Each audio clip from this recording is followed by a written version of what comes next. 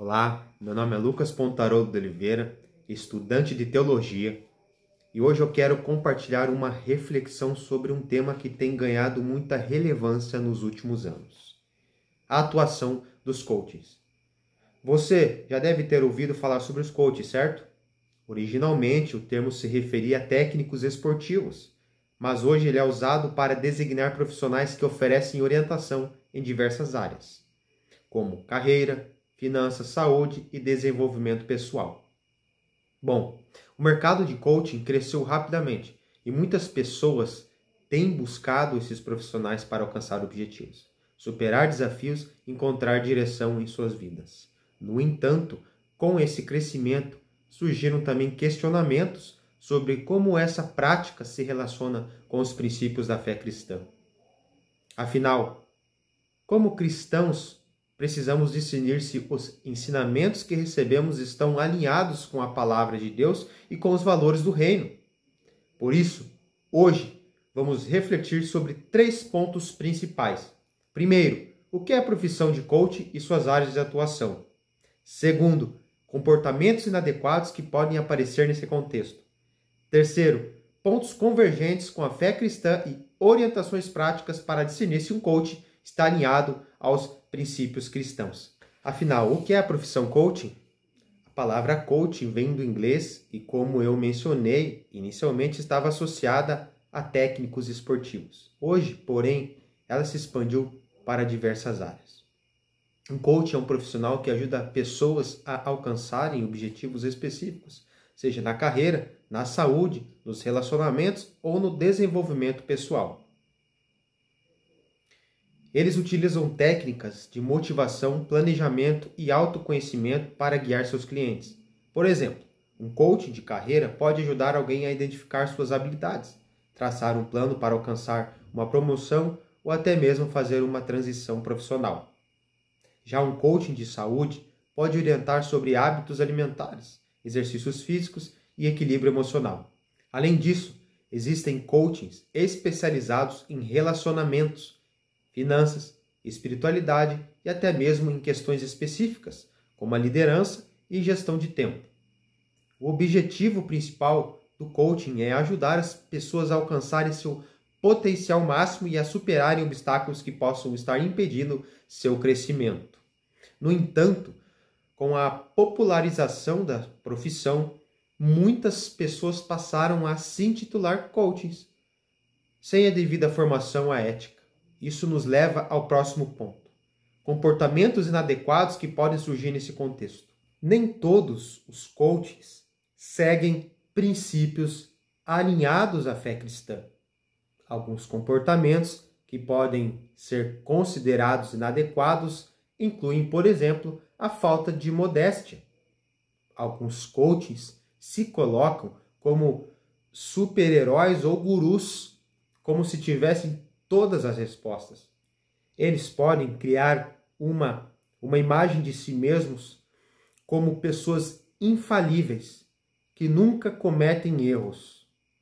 Isso pode levar a uma idealização excessiva da figura do coach, em vez de apontar para Deus como a verdadeira fonte de sabedoria.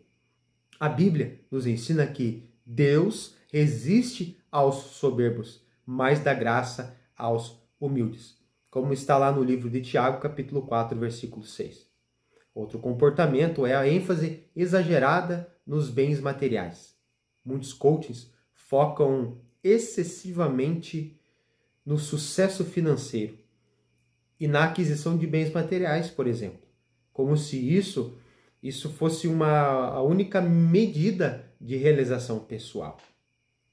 Eles podem promover a ideia de que a felicidade está diretamente ligada à riqueza ou ao status social. No entanto, a Bíblia nos alerta sobre os perigos de colocar nossa confiança nas riquezas, como isso lá em 1 Timóteo, capítulo 6, versículo 10. E nos ensina também a buscar em primeiro lugar o reino de Deus e essa justiça, como está lá em Mateus, capítulo 6, versículo 33. Outro comportamento é Idealização pessoal e familiar.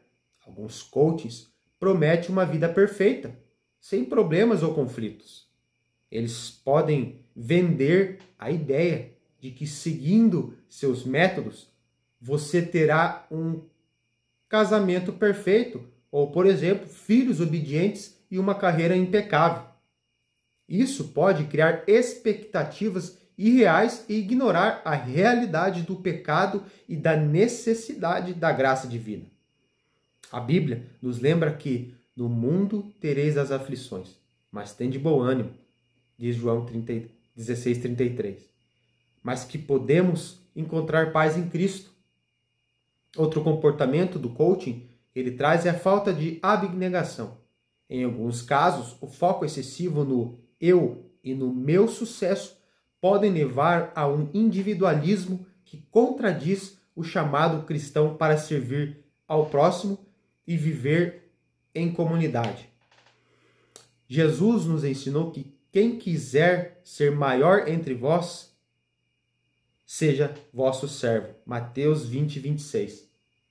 Esses comportamentos nos alertam para a necessidade de discernimento ao buscar orientação de um coaching. Apesar dos riscos, há também pontos positivos na atuação de coachings que podem convergir com a fé cristã. Vamos destacar alguns pontos. Por exemplo, um ponto positivo é a liderança. A Bíblia valoriza a liderança servidora e muitos coachings trabalham com desenvolvimento de liderança, o que pode ser útil para líderes cristãos. Por exemplo, um coach pode ajudar um pastor ou um líder de ministério a desenvolver habilidades de comunicação, por exemplo, ou gestão de equipe e tomada de decisões. Outro ponto positivo é a gestão do tempo e inteligência emocional.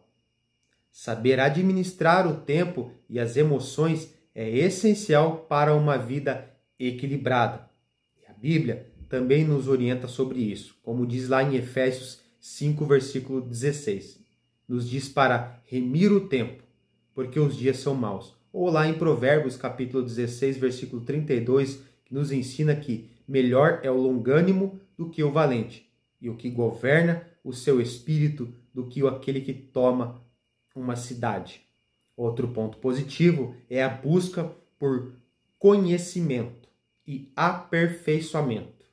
A Bíblia nos incentiva a buscar por sabedoria e crescimento.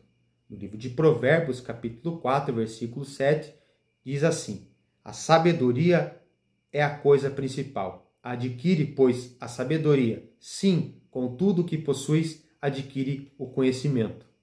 Um coach pode ajudar nesse processo, desde que os princípios bíblicos sejam respeitados. Outro ponto positivo é virtudes e princípios bíblicos. Valores como integridade, humildade e amor ao próximo são comuns tanto ao cristianismo quanto a uma atuação ética de coaching. Um coaching que valoriza esses princípios podem ser um grande profissional e também pode ser um aliado no crescimento de pessoas e na vida espiritual da pessoa.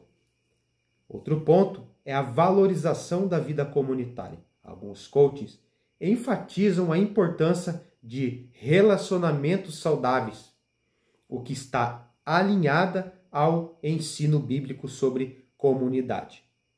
No livro de Hebreus, capítulo 10, do versículo 24 e 25, nos exorta a considerar uns aos outros para nos estimularmos ao amor e às boas obras, não deixando a nossa congregação, como é costume de alguns. Como cristãos, é importante discernir se os ensinamentos de um coach estão alinhados aos princípios bíblicos. Agora vou citar 3 orientações práticas. Primeira orientação: analise a mensagem central. O foco é no sucesso pessoal e material ou há espaço para valores como serviço, humildade e dependência de Deus? Um coaching que promove o individualismo e busca desenfreada por riquezas pode não estar alinhado com os ensinamentos de Cristo. 2. Observe a conduta do coach. Ele vive de maneira coerente com a sua pregação? Sua vida reflete integralmente a integridade e a modéstia? Um coach que valoriza a ética e os princípios bíblicos será transparente sobre suas limitações e apontará para Deus como a fonte de toda sabedoria. 3. Consulte a Bíblia e líderes espirituais. Antes de seguir qualquer orientação, confira se ela está alinhada com a palavra de Deus. E converse com pastores ou mentores de confiança. A Bíblia é nosso guia supremo e líderes espirituais podem nos ajudar a discernir o que é saudável e o que deve ser evitado.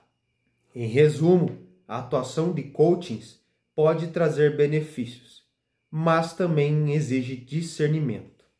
Como cristãos, devemos buscar crescimento e desenvolvimento sempre alinhado aos princípios bíblicos e à vontade de Deus. Lembre-se, meu irmão, nossa maior referência deve ser Cristo e nossa motivação deve ser glorificar a Ele em tudo o que fazemos. Agora, se você está considerando buscar a ajuda de um coach, primeiramente ore. Ore ao Senhor.